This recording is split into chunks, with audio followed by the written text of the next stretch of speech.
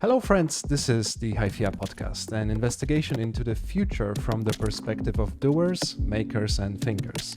We discuss ideas, solutions, and technologies with experts, scientists, and the smartest people on the planet. We bring hope into daily conversation about the state of the planet and our sustainable future. Our today's guest is an entrepreneur, nudging expert, sustainability management consultant, public speaker, moderator, communication strategist, and climate reality leader with passion for making sustainable choices easy. Working with behavioral design, digital nudging, sustainable energy solutions, proptech, mobility management, sustainable lifestyle, and smart cities, founder and CEO of Nudged, Katharina Paoli Brunat. Hello, Katharina. Hi, nice to be here. Thank you for inviting me. Well, that was a long description, and I didn't even start on the various roles you have in various companies. So how are you doing? What keeps you busy these days? Oh, I don't have a problem keeping me busy. Well, what keeps me busy? Trying to solve climate change keeps me busy on an everyday basis.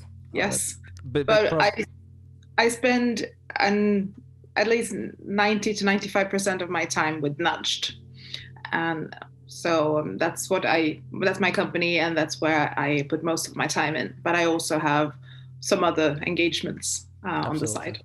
Absolutely. Let's start big. The narrative of climate action. What is your current general perspective?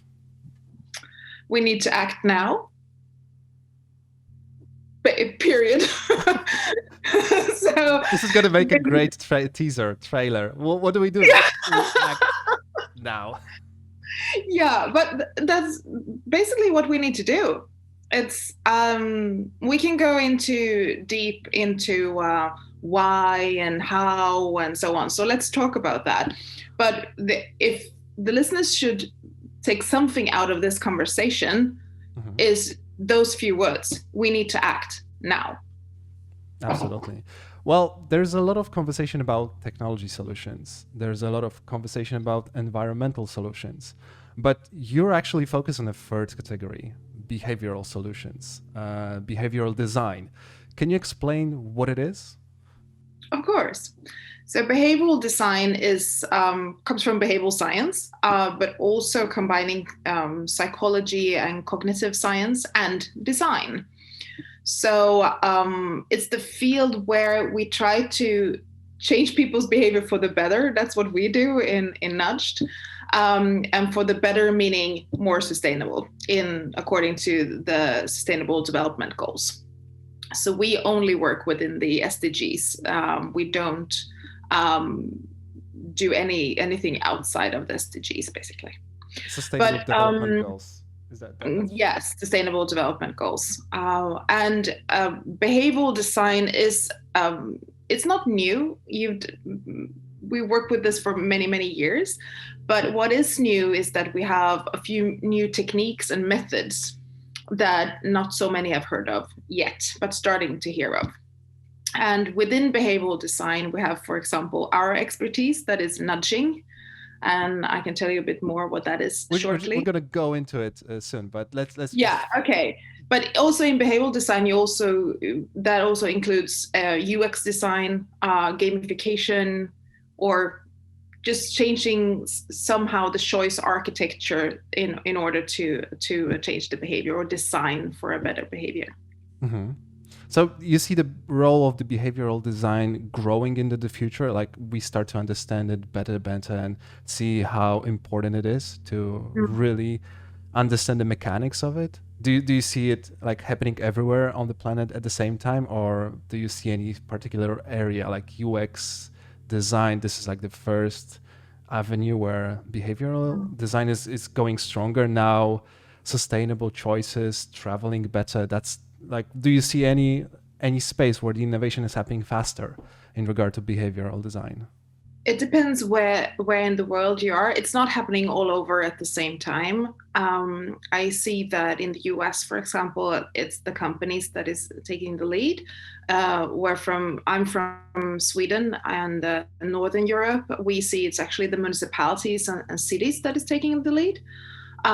So it depends on where you are. But I think that the understanding that technology is one piece in the puzzle and behavioral change is another piece, and those two needs to go hand in hand in order for us to somehow make a difference, and also in the short window of time we have left to work with climate change. So we need to have both. It's not either or. Mm-hmm. And I see that more and more both governments and big corporations and municipalities and also civil society is starting to understand that. Mm-hmm. Well, one of the problems with climate change, with sustainability, is that there's a lot of older people and old habits that has to change. And I'm curious personally how big of a difference it is to change the habit of an older person versus, there's obviously a difference, but can we do it? Can we actually change the habits of people on Earth, the people that live, that are old right now? Is it viable solution to change habits? I'm always very hopeful for everything, so I wouldn't say it's impossible. But what I know, it's been argued, and it also depends a bit on the culture, I think. A few years ago, I worked and lived in China, and it was the common talk was that you cannot change anyone that is over the age of 40. So we need to focus on the children. I don't really agree with that. I think that also it's not so much about age.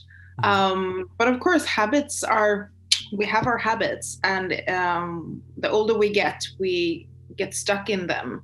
Mm-hmm. But I wouldn't say it's impossible. Not at all. Mm-hmm.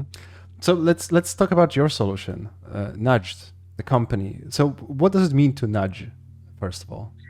So a nudge is a method within behavioral science, and it's as you say, it's a nudge. It's a really friendly push in the right direction, meaning that instead of giving people punishment or monetary incentives or awards or carrots and traditional carrot and stick, we changed the choice architecture. And what is then choice architecture? So imagine you take a lot of decisions every day. Mm-hmm.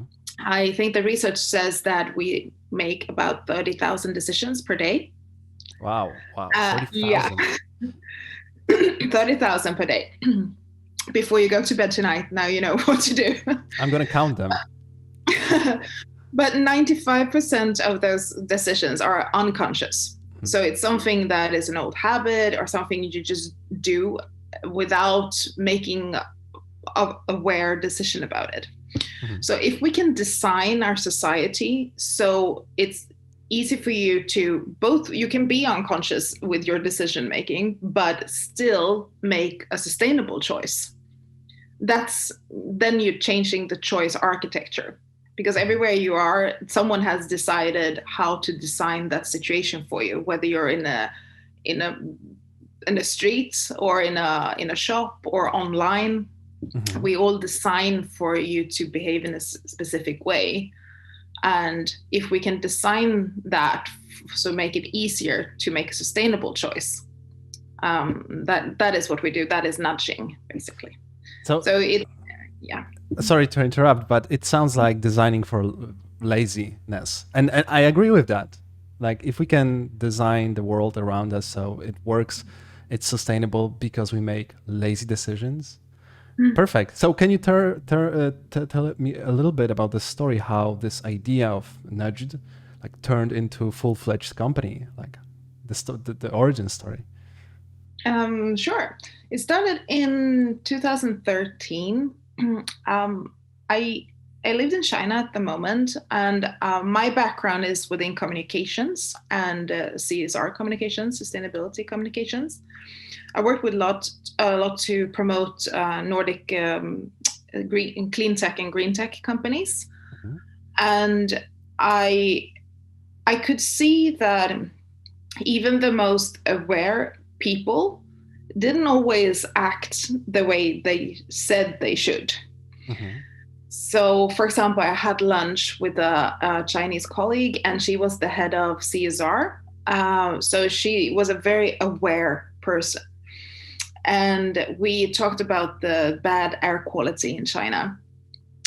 And everyone had to wear masks because of the air pollution. And when we finished our lunch, I said, "Could you please point me in the direction to the metro?" Because it was in a place I haven't been before. And then she said, "I don't really do public transport. You should take a taxi instead."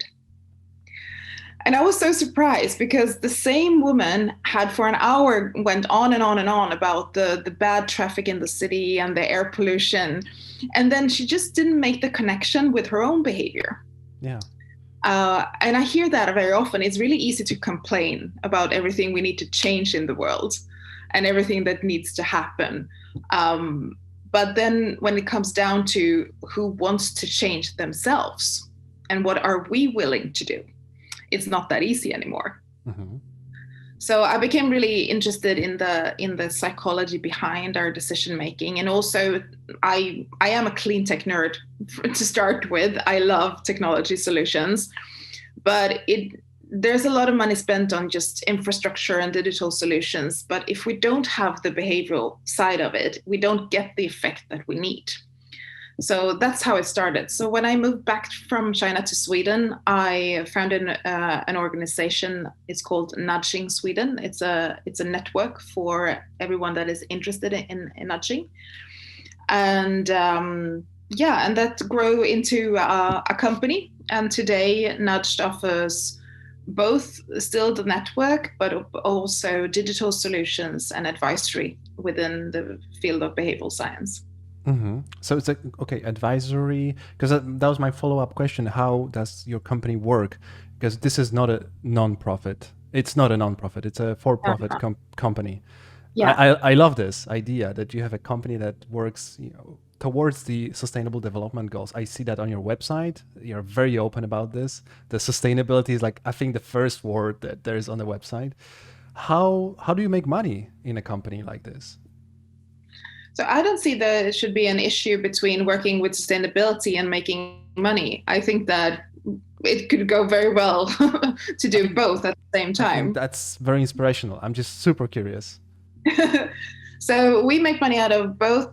We have built digital solutions that makes sustainable choices easy. So using behavioral science, we have a SaaS platform that basically change habits for the better. We also do advisory. So if a company would like to change some type of behavior within sustainability, or they have put a lot of effort into new solutions, but they also need the behavior to follow, they can basically reach out and we can help them with that and be their behavioral eyes on the issues. So the company comes to you and says, "Hey, Nudge, we need to change the habits of the people that we have in our company. Can you help us?" And then you come in, and then you either do a consultancy, advisory, like, "Hey, this is the solutions that we identify you could go towards," or you could use the pre-existing solutions that we have in our database or something like that, right? Yeah. Yeah. Interesting. So this is a context, is something that's it's a part of a conversation of every habit forming activity. How do we change the context of our current global situation? We have the same Earth. We are not moving anywhere. We have a global situation that requires global effort. How do we craft a kind of narrative? How do we talk to people about behavioral change on a global scale? I think we need to talk more about what the opportunities and the possibilities, Today, I see a lot of a narrative that is more about pointing out the doomsday is near. A lot of communications about everything that is wrong and how little time we have. And that is all correct, because if we don't do anything, doomsday will follow, and sooner than we think. So I think it's good to have this sense of urgency, but at the same time, I believe that what we put into the world is also the energy we get out of the world. So if we just talk about everything that is bad and wrong and scary, what do we get back? We get scary things back. Mm-hmm. So I think we need to point out, we have the solutions, let's put them to action. So basically showing what the narrative should be, focusing on the solutions and what we actually can do.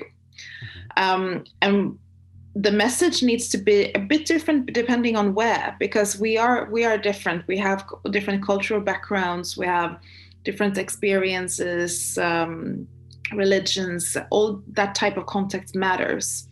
So we cannot maybe do the same solution in Sweden as we can in Poland or in the US or in China. We need to find the more context-specific solution. Mm-hmm. It's a bit of a stretch, but I'm thinking about waste management industry, how it also needs a lot of innovation, but it also is very dependent on the type of culture that lives there, and type of people. So, yes. Well, on your team, there are 9 people right now, right? Yeah, correct. 9 people. Who works in the kind of industry? What kind of energy is there? So, first of all, what I love most about my team is that they are all truly passionate and dedicated to make a more sustainable future. So that's the first thing that we always tick off before we bring someone new on. Mm-hmm. Then the other thing is that we try to have a quite diverse team and with very various backgrounds. So we have one climate strategist, we have one that has been into design thinking, we have a digital solutions manager that has worked a lot with innovation and digital solutions. Mm-hmm. And then we also have, for example, one person that is worked a lot in the food industry. So she knows a lot about how to eat climate friendly and food waste and that type of thing. Mm-hmm. So everyone has really, really different backgrounds, because up until this year, there hasn't been any, you cannot really go into an education and say, I want to be a nudger. Yeah. That's what I want to do. But now it's actually starting. I'm giving a course at a school next week, mm-hmm. specifically in nudging. And also I know that there are a few schools that is starting to pick that up. But you need to be interested in behavioral science, behavioral change, and what kind of schools are those? Like universities or like high schools? Or what kind of schools are you talking about right now? At university level, you can study, of course, behavioral science, but there's nothing that is specifically. You have one course that is specifically on nudging. What I'm starting to see is it's actually more on the practical side, more closer to college or already in high school, that you can. We got contacted from a high school that has a media program. Okay. So because media is all about showcasing different things, and it's not always about marketing. It could also be about changing opinion or making people more aware, or also changing behaviors. Mm-hmm. So they are starting to take in nudging into the classroom also. Interesting. Which I think is amazing. If that had been the case when I went to school, I would have been super excited. Yeah, absolutely. Me personally, I'm a huge advocate of testing out different habits in your own personal life, and we've talked about this very briefly. SelfNudging as a ongoing trend. Can you elaborate a little bit about your observation here? Before, a few years ago, it was mostly that the government or the municipality or a company wanted to change the behaviors of their citizens or their employees. Today, I see more and more this trend of self-nudging, where we, as aware people, we are also aware that maybe even if I have this value, I don't really act accordingly all the time. Can I do something to make it easier for myself to act according to my values? For example, I know I benefit from going to do sports or going to the gym, but sometimes it's just the time don't seem to be there. So what I do is that I pack my my clothes and everything I need to go to the gym in the evening, and I put it close to the door. So I cannot really go outside of my building if I don't, without falling over the bag with my clothes. And that makes it easier for me to actually bring them on and make it happen. The same I have of my value opinion is that when it comes to groceries, I would like to eat as much in season, as much vegetarian, and as much organically grown as possible. But sometimes when I come out from the grocery store, it's not 100% organic food in my shopping bag, even if my value tells me that I should have that. So instead, I can definitely, when I write my little notes, instead of writing broccoli, I write organic broccoli. Instead of writing milk, I write oat milk. So in that way, I can nudge and I can remind myself that not only bring back the broccoli and the milk, but also the right type of broccoli and the right type of milk. So that's the self-nudging, essentially. You tips and tricks of how to trick yourself into doing what your values supposedly are. You're talking again about this disconnect you mentioned in a conversation between you and the Chinese colleague, that the values can differ. I mean, the value is the same, but the representation, like, we don't make that connection. We don't look at that. I see that personally as a huge direction, and like nudging, making it more trendy. That's really I think the question: how can we make it cool? How we can make it something that people want to do and people remind themselves about whenever you go to right now, not really visit friends, but just briefly talk about, like, hey, have you tried like putting a note on a fridge, or have you did that with a trash can? I think that's like the tips and tricks around it. That's what's super interesting. So do you see that happen? Please go. Let me give you one example of that, like how we need to make it a bit more trendy, or just framing the message differently. So have you heard about plugging? Have you heard what plugging is? Plugging? No, I can Google it really quickly, but no. I can tell you what it is. So plugging it comes from Sweden. It's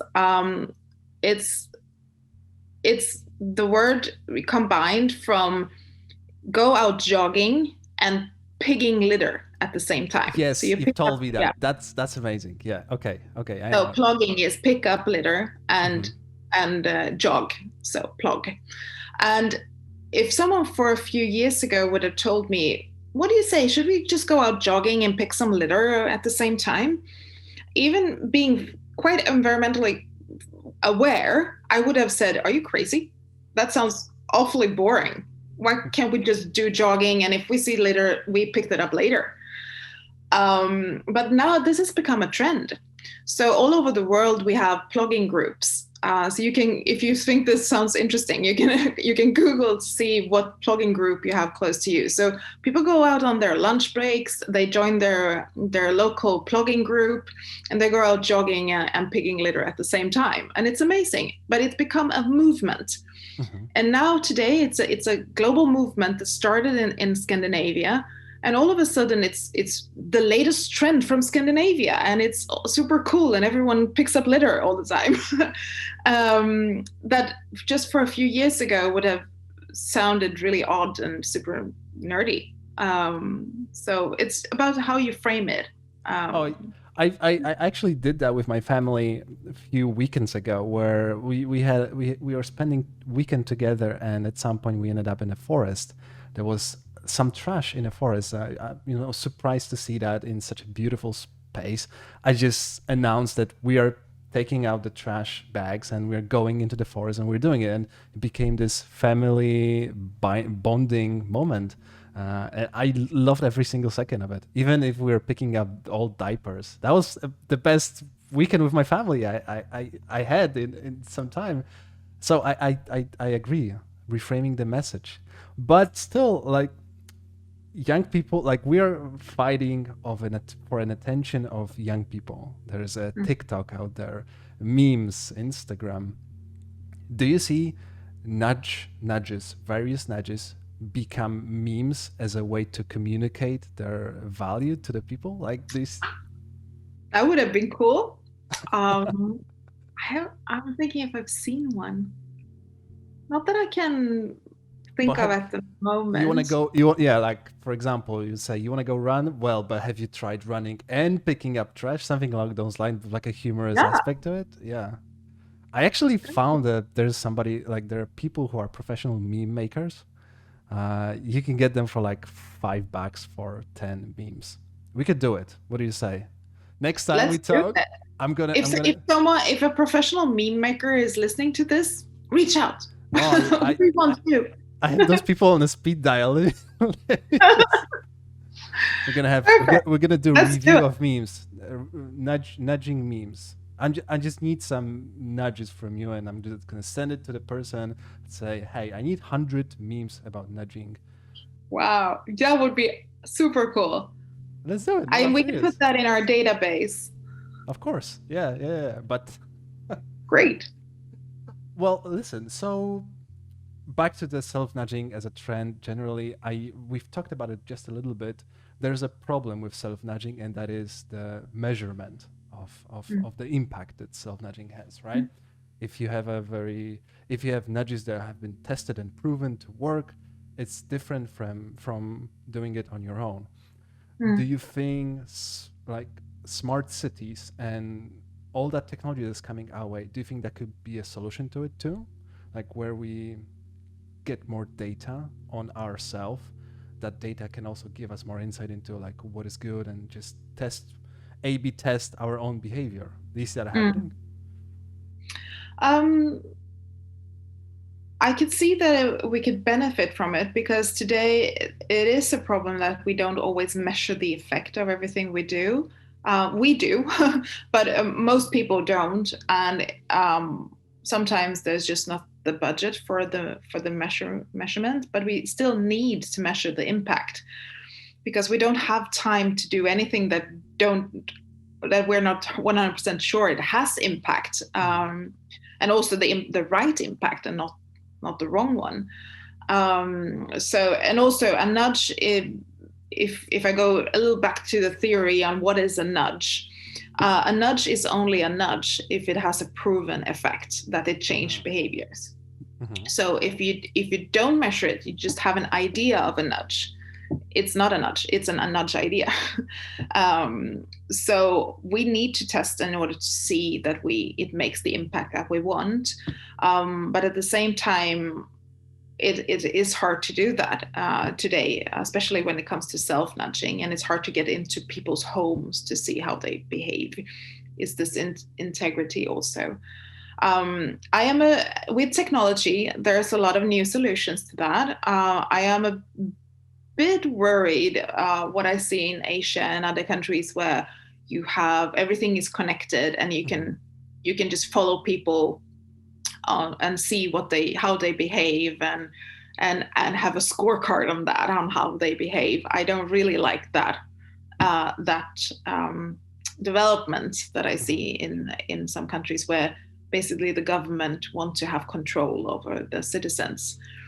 But with technology, and if we can find a way to use new type of technology with IoT and sensors and so on, to measure what type of interventions that makes a difference, and to leverage on that and still keep the integrity of the people, I think that would be good. But we need to really think about the ethical perspective also. Absolutely. I think it almost begs for a gamification of nudging, as in sports is a problem some people have. They don't have enough motivation to get off the couch, but then you got a watch that tells you that you should burn this much calories today if you want to keep in shape. What about like doing similar thing with nudging, where there's a game literally where you design a nudge or people test the nudge, and I think that could be an interesting space to go after, trying to different formats. We actually do that in one of our digital platforms. We have a digital platform called Smart Travel Habits. It's to make it easier for you to choose more climate-friendly means of transportation in your everyday life. And that also includes gamifications. So, for example, you can take challenges or you can make a little quiz and so on. So we built that into the platform because we know that we love to compete. Everyone, it's just in our DNA. We love to compete.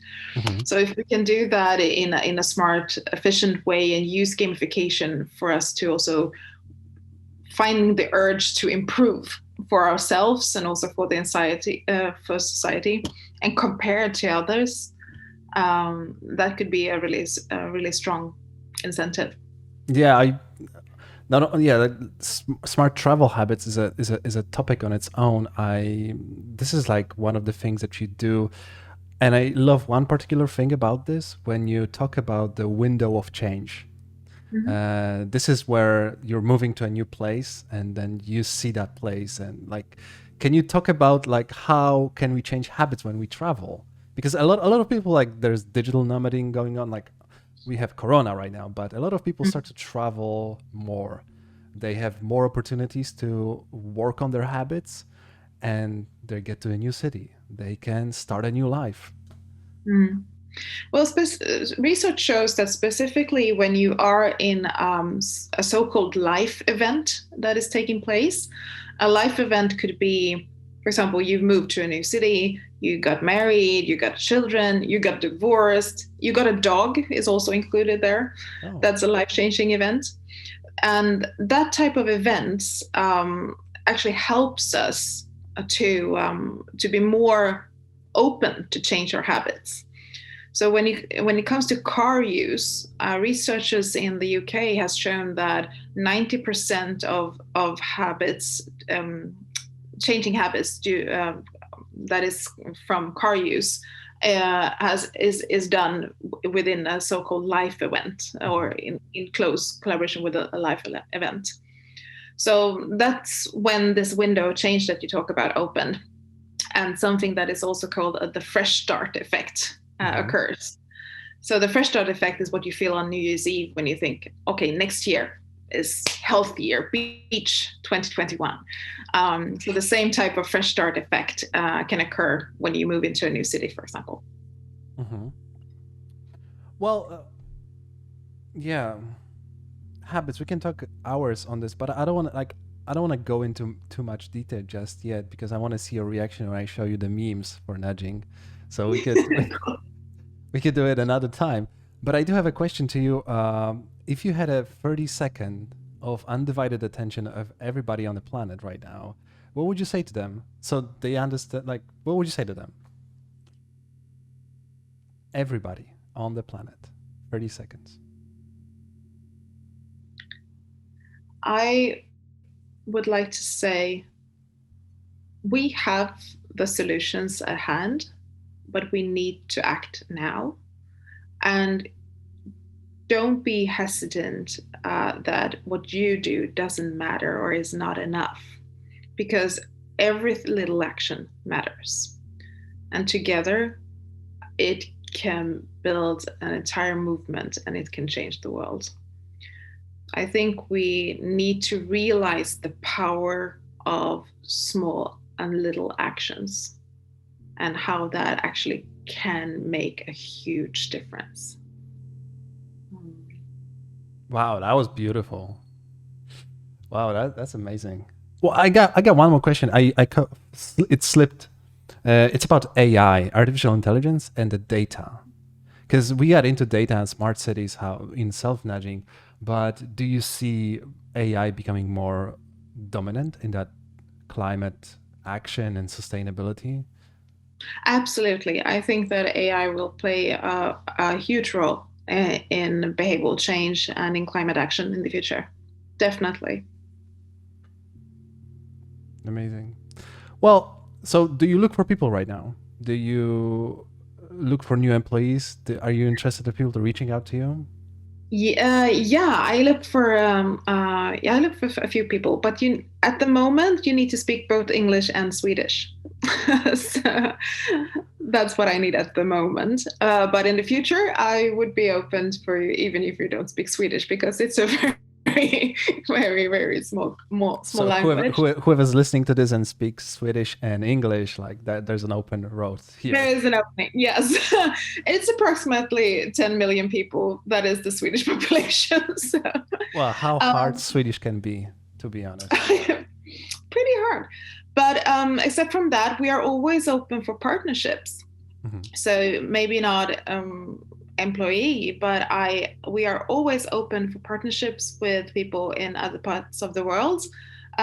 We do a lot on an international level also. So if you are interested in nudging sustainability, the Sustainable Development Goals, and would like to partner with us, we can work together somehow. That would be, please reach out. That would be great. LinkedIn is a good way to reach out. Absolutely. So just at the end of it, the big vision for Nudged, where are you 5 years from now with this company? Is there a new company? Are you growing it? Are you everywhere on the planet? Big vision. Yeah. So our vision is to build the world's leading platform for hands-on solutions that make sustainable choices easy and creates measurable impact in the Sustainable Development Goals. So we definitely need to work on a global scale to make this happen, and we need to do it now. So we would love to build that type of platform with others in partnerships, and that's what I see happening for us in the next 5 years or so. So that's the vision, making sustainable choices easy. I think that's it. I think we don't have to go deeper into that. I want to thank you very much. We just passed 40 minutes of this incredible conversation. Thank you again. And if anybody's interested to reaching out to, they know how to do it. There's a website, there's a LinkedIn. If you speak Swedish, you speak English, that's going to be easier. But you can follow us on social media. It's always, all our channels are in English on social media, nudged channels. So be on the lookout for the freshest memes ever on those social channels. Yeah, I'm gonna be back to you with those. I've literally, that's a great idea. I'm super excited. We're gonna share it, and hopefully sometime in the future we can do another one of those conversations, see how you evolved, like where did you go, what kind of partnerships. And well, thank you for your time. Well, thank you.